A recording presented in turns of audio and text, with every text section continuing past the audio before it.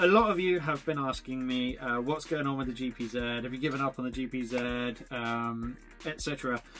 No, I haven't given up on it, is the answer. And the problem is I have ordered brand new fork stanchions to be manufactured, with all obviously remade, and the bushing things on the inside put back in there, re-chromed, etc. brand new. Now this is A, costing a lot of money, and B, taking a long time. So in the meantime I've been working on the FZR. Now the title of this video is obviously sorting out all the mistakes I made whilst doing this restoration thus far.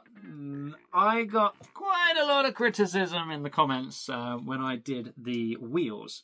So I'm going to take my time to rectify that.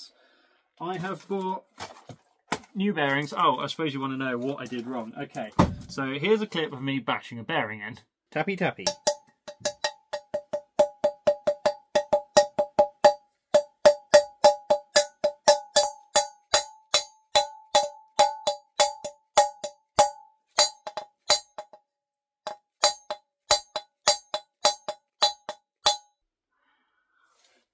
Do you see the problem? Yes, I was hitting the inner race, which it turns out can damage the ball bearings inside the actual bearing itself. So I have bought new bearings, all new bearings for the front wheel, the back wheel, and the whatever that thing's called. Okay, so first things first, let's get the old ones out. Well, the old new old ones. No, the old new ones. Yes, the old new ones. Let's get the old new ones out, put the new ones in, and then everyone will be happy. Now, I also used copper grease in places where I shouldn't have, i.e. putting the discs, bolting the discs onto the wheels. Now, what I should have used is thread lock. I have got some thread lock, which I'm going to put on there. Not permanent thread lock, it's blue thread lock, so it's semi-permanent, as in it's not permanent at all, as in it'll just stop the bolts from coming out through vibration. Other than that, I think I did alright. There's probably something else I need to rectify, but I can't at the minute think of it. I think it was also mentioned in the comments that this was missing. Now, I looked back through the videos and I haven't lost this or forgotten to put it back in. I didn't know it existed until someone pointed it out. So it turns out this wasn't actually in the bike when I bought it. I've had to buy this. I managed to find it on eBay. I think it was about 20 quid, something like that. But at least I've got one now, yeah? This goes between the cog. I can't remember what this thing is called. The cush drive. This goes between the cush drive, sprocket? Yeah, this goes between the sprocket, cush drive, and the wheel to act as a spacer. It goes in there. And it makes sure that when you clamp the wheel onto the bike, that it is actually clamping the shafts and this is sitting true. I have purchased this bearing bashing in kit. And it has discs of all sizes that you can match to the size of the bearing to make sure you're hitting it on the outer race and not the inner race. Tally-ho! So, first things first, we need to remove this, like that, and now remove the circlip.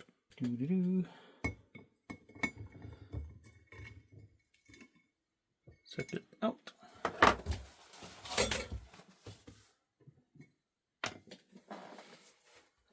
Now we can get the bashy tool and bash it out. It doesn't matter for this operation, like knocking it out, that this size isn't exactly right, because I can't actually get to the outer race of the bearing anyway because it's sitting on it inside there. So we'll just knock it out with any old size that I can find. So I've opted for a 30 small to go inside the bore and a 50 large to go there like that. Now we just go bash.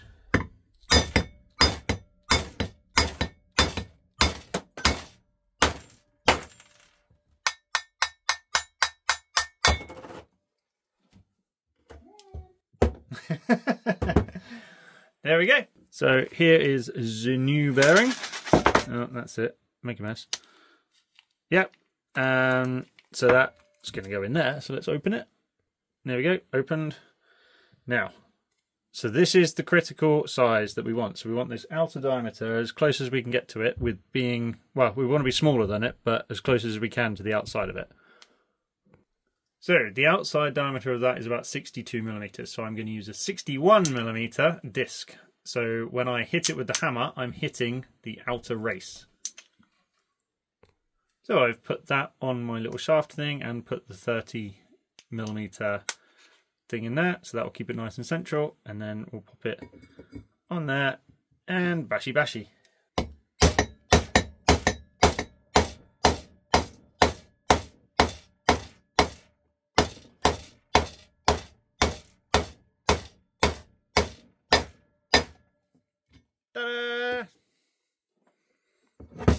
There we go.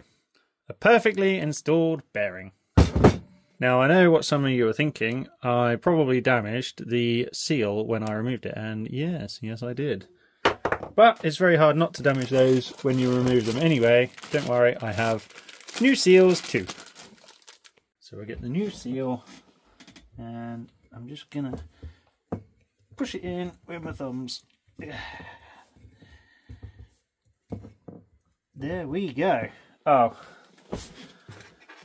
Muppet. I forgot to put that in.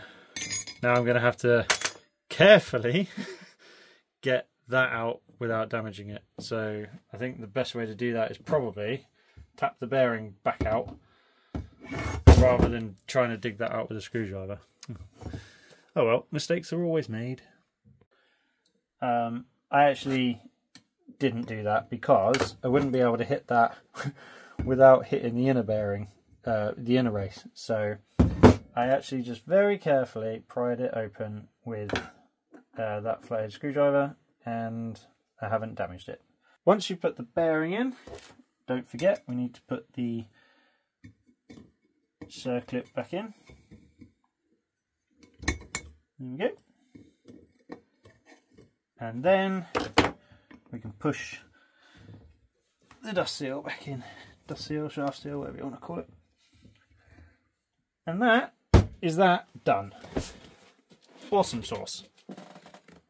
And when I come to reassembling the bike, I need to remember to pop that back in there. Like I saw. Do you know what? I'm actually glad I did that. This is the old bearing. I can actually feel play in that from where I damaged it installing it in the first place. So, see? Thank you for your comments. I really do appreciate it when you tell me I'm doing something wrong. I know it sounds like a weird thing to say, but positive criticism is an absolute lifesaver, and literally could be a lifesaver, because if I went out with these bearings, you never know, I could have come off the bike because of them. So thanks guys. Keep up the comments. I'm also going to add a little bit more molybdenum grease to the inside of there because I wiped it all off to get the bearing out. Well, not to get the bearing out, but because I didn't want to get covered in grease when I was taking the bearing out. Okay, just going to pop the disc off the wheel and clean up all the copperies from the threads. I mean, I didn't put much on them. Okay, so I did put enough on them to make them come out nice and easily. Okay, so granted, now thinking about it in hindsight, that's not what you really want from the bolts that are holding your brake discs on, is it? So with the bolts, I've just got some IPA, and I'm just going to clean the copper out of the threads by holding them on there and then unscrewing them. Do it a few times and then all the copperies will be out. To get the IPA out of the wheel, I'm going to get the IPA out of the wheel, get the copperies out of the threads inside the wheel. I'm going to fill the holes with... Is that just coming out the bottom? It's coming out somewhere.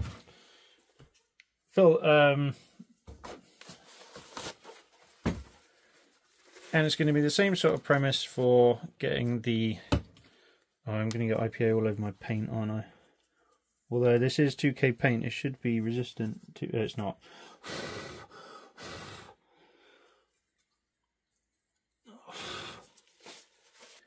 To clean the threaded holes out in the bike, what I'm going to do is get a little bit of blue paper, twist it into a point like that, very carefully put some IPA on it.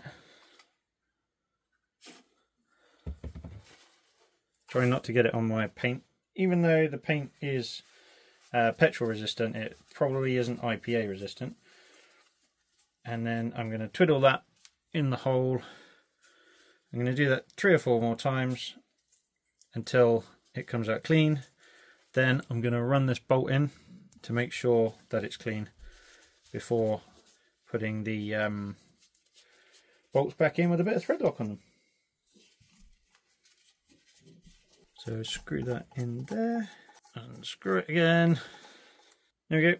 As you can see, there's no copper grease on that bolt. So that hole's clean. Do that with the other bolts and then we can torque it back up again.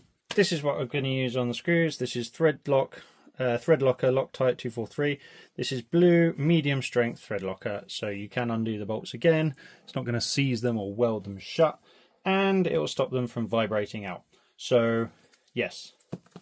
So we can now pop the disc back on. Just going to put a little drop on there like that. And then as I tighten it, it will wind it around the thread. So once I've done that with all 6 bolts, I can torque them back up. So, should we go for a time lapse or a cut? Let's go for a cut. I'm actually expecting some criticism as to how I'm applying this, but that's how I've decided to do it. At the end of the day, it's got thread lock on it, and as I turn it in, it's going to wind it around the thread anyway. So, yes, I look forward to you guys telling me I've done that wrong, but it is what it is, and that's how I've decided to do it. So, meh. So I've just screwed in and unscrewed this again to show you what the Loctite looks like and what it will look like inside the hole. So as you can see, it's actually worked its way up to the top like 2 or 3 threads, and that's ideal if you ask me. Now the torque setting for the bolts that bolt the disc to the wheel is 23 Newton meters, which I've actually got it set on because that's obviously what the last job I did with this torque wrench. So as you can see, the line on the torque wrench is 23. Well, it's above 20 and that says 3 down there, so 23 Newton meters. So pop that on there like that, and we'll do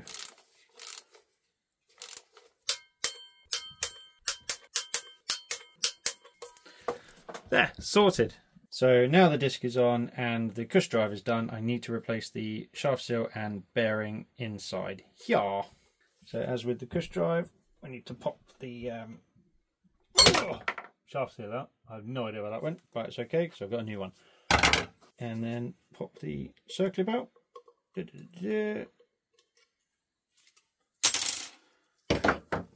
we go. Turn it around. And get a tool in there to bash, bash, bash. Here I have a generic punch, which I'm just going to put down there, rest on the inner race of the bearing at the bottom, and then you're going to have to tap one side, and then tap the other side. Just, it's a bit of a long-winded process, but that's the way you've got to kind of do it. Just over and over until you can get it out. The second bearing's easy, but this first one is a bit of a nightmare. So I found this screwdriver to be quite a good one. So hit that side, oh there we go, it's out. That took a lot of off-camera bashing and swearing. Okay, so with the first one out, the second one's easy because I can use my bearing bashing kit. So here we have bearing basher with a 24mm diameter thing on it, and then it should just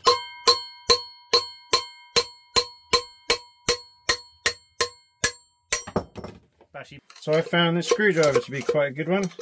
So hit that side. Oh, there we go. It's out. That took a lot of off-camera bashing and swearing. Okay, so with the first one out, the second one's easy because I can use my bearing bashing kit. So here we have bearing basher with a 24mm diameter thing on it, and then it should just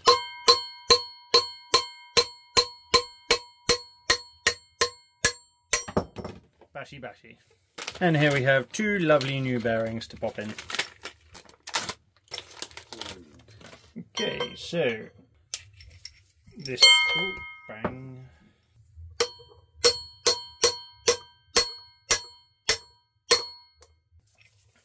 So as we are all aware, assembly is reversal of removal. There we go.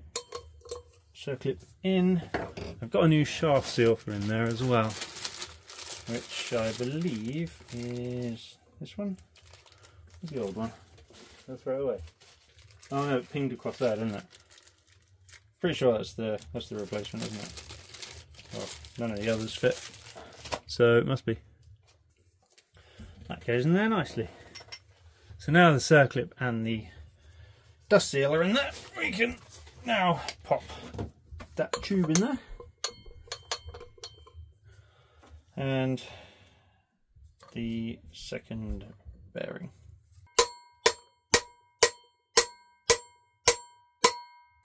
Now everyone should be happy that we have nice new bearings that aren't damaged, and nice new disc brakes that aren't gonna come off. Okay, so I will do exactly the same with the front wheel. Cool, excellent. Just showing you this so you believe me that I'm actually doing this, rather than just saying I'm going to do it. There we go. There's both bearings out of the front wheel. And now I'm going to put new bearings in the front wheel, which I did show you earlier. There. Right. I'm going to do that and then we're done.